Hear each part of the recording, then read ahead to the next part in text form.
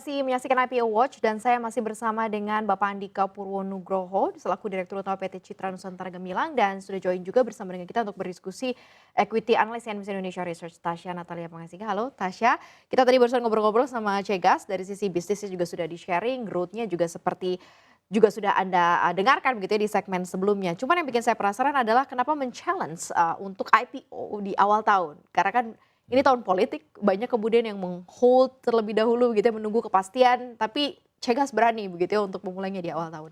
Ya, jadi bicara schedule ya, memang kita tidak sepenuhnya melihat ini tahun politik sebenarnya. Jadi kita mempersiapkan IPO ini memang 90% dananya adalah untuk pembangunan stasiun LNG kami yang baru di Karawang. Jadi kami sudah mengikuti prosesnya dari awal tahun 2023, sehingga memang kami sudah punya time frame untuk mulai pembangunan di 2024. Artinya dengan time frame seperti itu, kami juga butuh pendanaan. Nah, di sisi lain sebenarnya memang untuk investasi LNG ini itu butuh dana besar, ya, karena sekarang kami garap di CNG, kemudian kami sekarang mengupgrade teknologinya dengan menggunakan LNG. LNG ini yang kami bangun adalah LNG mikro. Ya, Oh oke. mikro. Jadi kalau sekarang kita familiar lah dengan LNG berkapasitas berskala besar mungkin di Bontang ya, di Tangguh. Ini skala mikro.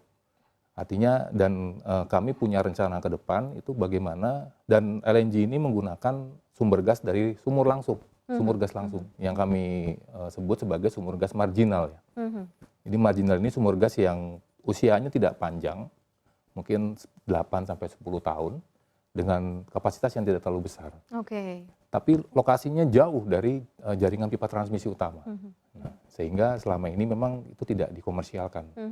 Karena tidak ekonomis ya kalau dibandingkan dengan jaringan pipa. Sehingga kami jajaki waktu itu untuk bagaimana teknologi yang bisa mendeliver gas ini ke pelanggan kami. Nah, karena menggunakan CNG dengan LNG, perbandingan volume yang kita bawa itu 6 kali lipat dengan LNG. Sehingga kami berpikir bahwa LNG ini yang jauh lebih visible untuk mentransport ini sebenarnya ke pelanggan kami.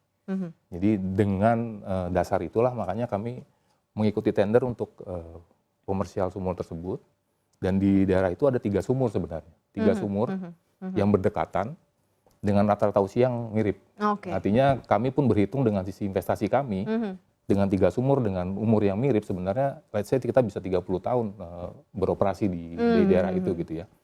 Nah itu buat kami sesuatu yang menarik ya. Betul. Artinya, jadi time frame jangka panjangnya terlihat begitu betul, ya dengan eksplorasi karena sumur-sumur sekarang tersebut. kami memang memproses gas itu berasal dari gas yang dari transmisi utama ya. Jadi di sisi lain kalau dengan sumur langsung, secara harga juga lebih murah. Baik, ini ya affordable ya berarti ke end user ya, bisa masuknya juga lumayan terjangkau gitu positioningnya. Tasya, kamu melihatnya seperti apa sih dari sisi industrinya, kemudian juga kehadiran Cegas sebagai emiten yang akan juga melantai di Bursa Efek Indonesia di awal tahun ini seperti apa, Tasya? Oke, emiten Cegas ini bisa dibilang emiten pertama ya untuk tahun ini ya. Saya melihat dari segi saham yang mau IPO ini biasa kita melihat dari prospek penggunaan dana IPO, dan menariknya untuk Cegas ini memang seluruhnya untuk ekspansi. Yes. Jadi 90% tadi ya Pak ya? 90%, dan sisanya untuk modal kerja ya, dan ya bisa kita bilang 100% memang digunakan untuk ekspansi. Jadi ini yang kita nilai bahwa saham IPO itu memang bisa digunakan untuk perkembangan perusahaan lebih baik lagi ke depannya, dan itu yang bisa menjadi poin menariknya. Secara kinerja sebenarnya seperti apa sih Pak Cegas ini Pak, kalau mungkin bisa digambarkan? Tadi Anda bilang bahwa ada tekanan pada saat COVID, tapi seperti apa kemudian recovery dilakukan oleh perusahaan sampai akhirnya memutuskan untuk go public? Oke, sebenarnya secara kinerja kita juga ada pertumbuhan ya, baik di 2022 maupun 2023. Karena memang bicara energi itu kebutuhannya selalu meningkat setiap tahun. Di sisi lain sebenarnya kami juga punya perkembangan market segmen baru sebenarnya, yang itu juga buat kami pertumbuhan baru kami gitu.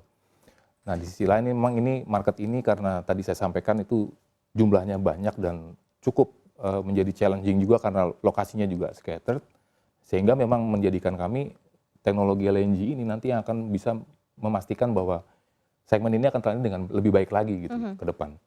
Jadi memang prospek ke depannya adalah pertama kami bisa mengkomersialkan atau bisa memanfaatkan sumur-sumur marginal yang kalau kemarin di acara mungkin Pak Ridwan Kamil ya, waktu itu pernah ada acara di Bandung ya, menyampaikan bahwa Jawa Barat akan memanfaatkan ada 100.000 sumur marginal di Jawa Barat. Nah, artinya peluang itu juga terbuka lebar. sejauh apa nanti teknologi ini bisa menyerap gas-gas yang sebenarnya itu sangat potensial untuk dikembangkan. Di sisi lain sebenarnya kalau kita bisa mengutilisasi gas ini, itu pemerintah juga bisa menurunkan impor LPG sebenarnya. Oke. Jadi betul, Iya, jadi iya, iya, iya, iya. artinya pemakan LPG bisa dikonversi karena sekarang sebagian besar juga Mhm. pelanggan kami adalah para pelanggan LPG, Mhm, khususnya di segmen retail. mhm, Ya, itu mereka mengkonversi dari LPG menjadi CNG. mhm. Nah, itu juga buat kami ya sesuatu yang harusnya bisa menjadi catatan pemerintah juga ya. Itu bagaimana mengkonversi penggunaan LPG yang setiap tahun juga naik, harganya juga fluktuasi mengikuti harga minyak dunia juga. Baik. Mhm. Ya, kita mengembangkan gas yang benar-benar dari bumi Indonesia. Gitu. Iya, ini menarik sebenarnya kalau dari sisi perusahaan kemudian juga concernnya perusahaan sudah jelas sekali terlihat ya. Sekarang kita lihat bagaimana justru memaintain setelah nanti IPO nih Tasya. Karena kalau kita lihat ada data, kita flashback deh di 2023 ini kan ada catatan IPO terbanyak 79 perusahaan. Tapi dari 79 saham IPO ternyata hanya 28 saham yang positif kinerjanya. Artinya kan banyak yang negatif, bahkan ada yang jeblok sampai Rp12 per saham begitu ya. Sebenarnya kan kita berharap sebenarnya bisa cukup panjang karena ada apa ya, value dan ada mindset investasi investor di sana untuk join di saham tersebut kan. Kamu ngelihatnya gimana Tasya? Oke, untuk sepanjang 2023 kemarin ya, memang kalau bisa kita bilang BEI ini mencatat rekor ya, 79 saham IPO. Ini kan banyak begitu, tapi nyatanya mayoritas malah kinerjanya ambrol begitu. Walaupun beberapa ada yang naik sampai ribuan persen ya. Kalau saya melihat sih memang cukup disayangkan untuk kinerjanya yang cukup ambles. Nah, tapi ada yang menarik ya di tahun ini karena BEI sendiri dikabarkan akan melegalkan market maker. Nah, ini saya Yang selama menilai ini diumpetin ya, nggak Iya. boleh ketahuan, kemudian ini ada syarat tertentu untuk dilegalkan. untuk dilegalkan. Jadi saya menilai ini mungkin bisa menjadi salah satu hal positif untuk mengakomodir saham-saham IPO ya, apalagi untuk target tahun ini kan akan mencapai 66 dan juga sudah ada 30 yang masuk dalam pipeline. Untuk bulan ini saya sudah 8 ya. Jadi saya kira jika nanti sudah ada peraturan lebih lanjut nih tentang market maker, ini harusnya bisa menjadi satu hal yang positif untuk saham-saham IPO. Kemudian juga kalau kita menilai dari saham IPO, kita berbicara dengan supply ya. Jadi kalau bisa dibilang nanti akan ada standby buyer. Jadi walaupun nanti ketika sudah berjalan perdagangan, kan pasti harga akan berfluktuasi ya.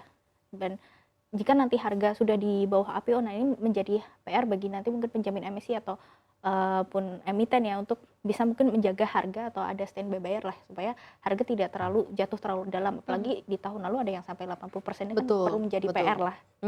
Setelah IPO nanti Pak Andika, Anda akan melihat akan seperti apa growth dari perusahaan? Karena kan nanti semua target-targetnya 90% kalau memang nanti teraccept dengan dana yang akan didapatkan pasca IPO pasti akan lancar semua ya ekspansi ke depannya. Seperti apa Anda mentargetkan preview kinerja Cegas sendiri di tahun 2020? Iya, kita sudah punya roadmap 5 tahun ke depan ya sampai dengan 2028. Salah satunya adalah tadi memanfaatkan LNG ini untuk segmen pasar retail. Jadi bicara LNG sebenarnya kami sekarang ini juga melakukan pengembangan depo-depo baru CNG. Jadi kami sekarang ini hanya memiliki 3 depo, ke depan kita sampai tahun 2026-2027 itu ada sekitar 8 sampai 10 depo yang kita mau bangun. Depo itu adalah sebagai transit ya. Jadi kalau kita mengirimkan natural gas dengan armada yang besar, kemudian kita pindahkan ke armada yang kecil di depo-depo tersebut. Jadi sekarang yang sudah beroperasi di Bandung, kemudian di Klaten dan di Malang. Bisa akan menargetkan double laba bersihnya akan tumbuh 2 kali lipat atau seperti apa Pak Andika?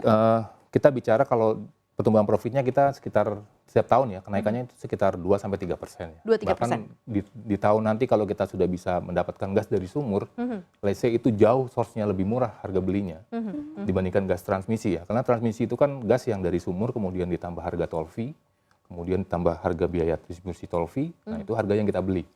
Nah artinya kalau kita bisa langsung direct to well, berarti kita akan memotong biaya transmisi dan biaya distribusi ini gitu. Nah itu sebenarnya potensi profit yang bisa kita dapat, tambahan profit dari yang kita bisa dapat. Nah di sisi lain sebenarnya pengembangan segmen retail ini itu dengan harga jual yang jauh lebih menarik sebenarnya ketimbang industri. Karena mereka juga artinya penggunaan LPG-nya juga makin lama makin mahal harganya. Kita bisa lebih kompetitif harga walaupun harganya less 30%, tapi secara unit cost-nya itu juga harganya per unit itu tetap naik gitu. Iya, iya. Ya, itu yang mau kita kembangkan ke depan. Mhm. Jadi selain bisnis CNG sendiri dan LNG, sebenarnya peluang CNG ini ada lagi, yaitu di biogas. Oh, oke. Jadi Oke. sekarang itu peluang terbuka untuk biogas khususnya mungkin di luar Jawa ya. Itu beberapa perkebunan sawit ya sebenarnya itu bisa memanfaatkan bio-CNG sebenarnya. Jadi gas-gas yang berasal dari limbah mereka kemudian bisa diproses, dikompres dan digunakan untuk internal mereka sendiri. Baik itu untuk armada mereka, baik untuk pembangkit listrik mereka gitu ya. Nah, artinya itu juga sebuah peluang bisnis Betul. ke depan buat kami gitu. Banyak sekali varian dan penetrasi yang bisa dilakukan juga Betul. dari sisi Cegas ya. Dan di sisi lain kan pemerintah juga punya rencana bauran energi untuk gas ditingkatkan ya Betul. sampai dengan 2050. Betul. Oke, Tasya, ini mungkin untuk keseluruhan IPO ya, tapi mungkin kalau di sini segmentasinya untuk ke Cegas sendiri, apa nih yang harus diperhatikan ya untuk Cegas untuk mempersiapkan fundamental kinerjanya agar ya nggak jeblok begitu ya, apalagi Cegas hadir menawarkan saham plus saham bonus warrant gitu ya, biasanya ini jadi kayak sweetener tersendiri untuk investor, seperti apa Tasya? Oke, memang untuk saham IPO ketika ada waran ini memang jadi cukup Jadi menarik ya, menggiurkan. menggiurkan. Bahkan kalau kita melihat tanpa fundamentalnya sendiri, bahkan pelaku pasar ini memang cukup tertarik untuk mengkoleksi warannya tersendiri begitu. Dan mungkin yang perlu diperhatikan adalah kedepannya kita menanti harga ketika nanti sudah melantai ya. Jadi memang akan berfluktuasi dan kita harapannya perusahaan ataupun nanti dari sekuritas yang menjamin bisa menjaga harga supaya tidak jatuh terlalu dalam lah dari harga IPO. Walaupun memang bisa kita bilang cukup wajar jika nanti ada pergerakan volatilitas yang koreksi seperti itu. Tapi kita berharap akan ada standby buyer ya, atau yang bisa menjaga supaya harga tidak terjun terlalu terdalam lah. Itu note-nya begitu ya untuk Pak Andri, mungkin juga teman-teman atau perusahaan-perusahaan yang akan IPO. Nah sekarang dari Cegas sendiri apa nih yang investor mungkin perlu pertimbangkan begitu ya untuk bisa berinvestasi di perusahaan ini, untuk bisa melirik Cegas sebagai salah satu portonya? Jadi Cegas itu kan sudah beroperasi selama 17 tahun ya. Artinya kalau bicara fundamental kita selama ini dengan 17 tahun juga kita punya pertumbuhan, walaupun dinamikanya juga ada di situ. Dengan pertumbuhan aset dan laba yang setiap tahun juga selalu meningkat. Itulah kenapa kami memberanikan diri untuk IPO. Karena kami punya portofolio, punya histori bisnis yang lumayan panjang. Dan ke depan kami juga membangun sebuah teknologi baru sebenarnya. Dan kalaupun nanti kami bangun LNG yang ada di Karawang, ini ada LNG pertama ukuran mikro di Indonesia. Itu juga sebenarnya sebuah, boleh dikatakan sebuah mercusuar juga buat yang lain ya. Untuk bisa bagaimana mendistribusikan gas alam yang selama ini tidak dilirik lah, baik itu oleh Pertamina sebagai eksplorasinya ya, itu bisa kita manfaatkan.